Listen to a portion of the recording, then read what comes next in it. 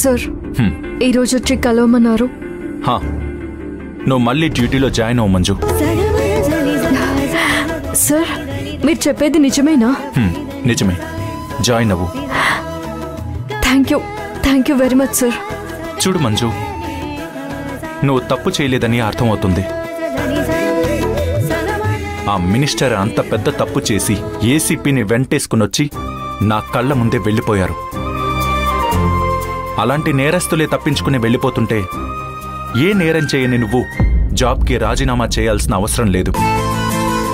పైగా నువ్వు నీ నిజాయితీ నిరూపించుకోవడం కోసమే నీ జాబ్కి రిజైన్ చేశావు అంటే నీ సిన్సియారిటీకి హ్యాట్స్ ఆఫ్.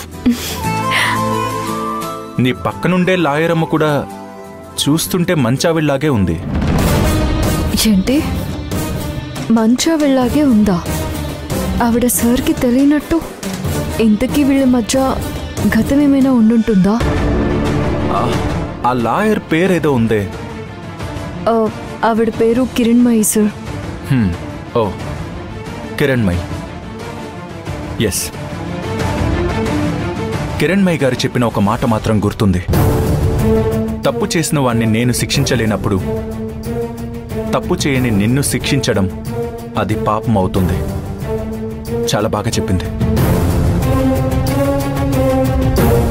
మంజు సార్, నువ్వు రాసిచ్చిన రాజీనామా పత్రం చించేస్తాను.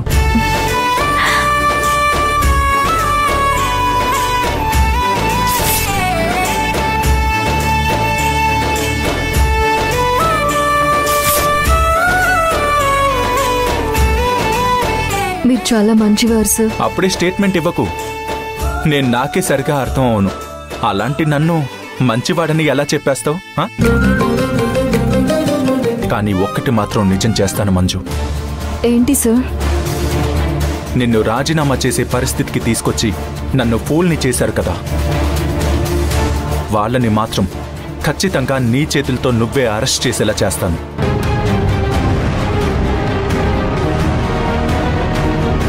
ఆ మినిస్టర్ని అరెస్ట్ చేయాల్సి వస్తే పక్కనున్న సత్య గారిని కూడా అరెస్ట్ చేయాలా?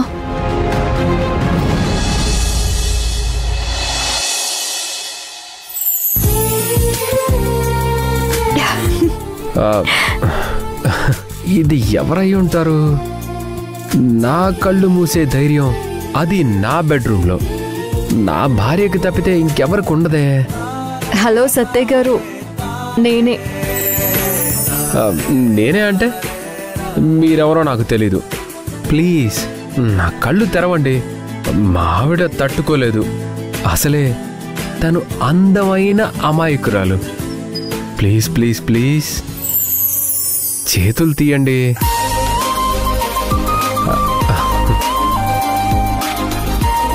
సత్య గారు, కళ్ళు మూసింది ఎవరో ఏంటో కనుక్కోమని చెప్పడానికి కాదండి. అవునా? మరి ఎందుకు కళ్ళు మూసినట్టు? మీకు ఒక గుడ్ న్యూస్ చెప్దామని. గుడ్ న్యూసా? ఏంటది?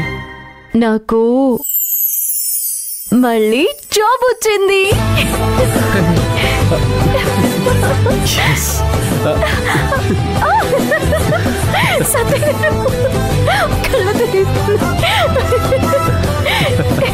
కంగ్రాచులేషన్స్. సిఐ గారు నన్ను మళ్ళీ డ్యూటీలో జాయిన్ అయిపోమన్నారు. నేను ఏ తప్పు చేయలేదని ఆయన నమ్మారు సత్య గారు. నువ్వు నా బంగారానివి. నువ్వు ఏ తప్పు చేయవని నాకు తెలుసు. ఒక్కోసారి టైం అలా సునామీలా బ్యాడ్గా వస్తుంది. ఆ టైంలో మనం కాస్త ఓపికతో టెన్షన్ పడకుండా ఉండగలిగితే చాలు. మంజు డార్లింగ్, నేనైనా తప్పు చేస్తాను, కానీ నువ్వు అసలు ఈ విషయంలో తప్పు చేయలేదు. నాకు తెలుసు. ఇందులో నా తప్పు లేదని మీకెలా తెలుసు? అవును, ఆ ఫైల్ని ఎవడో నాలాంటి వాడు కొట్టేసి ఉంటాడు. అందుకు శిక్ష వృత్తి పుణ్యానికి నువ్వు అనుభవిస్తున్నావు. మీలాంటి వాడు కొట్టేశాడు అని మీరు మాట వరుసకు అన్నా కూడా నేను భరించలేను సత్య గారు.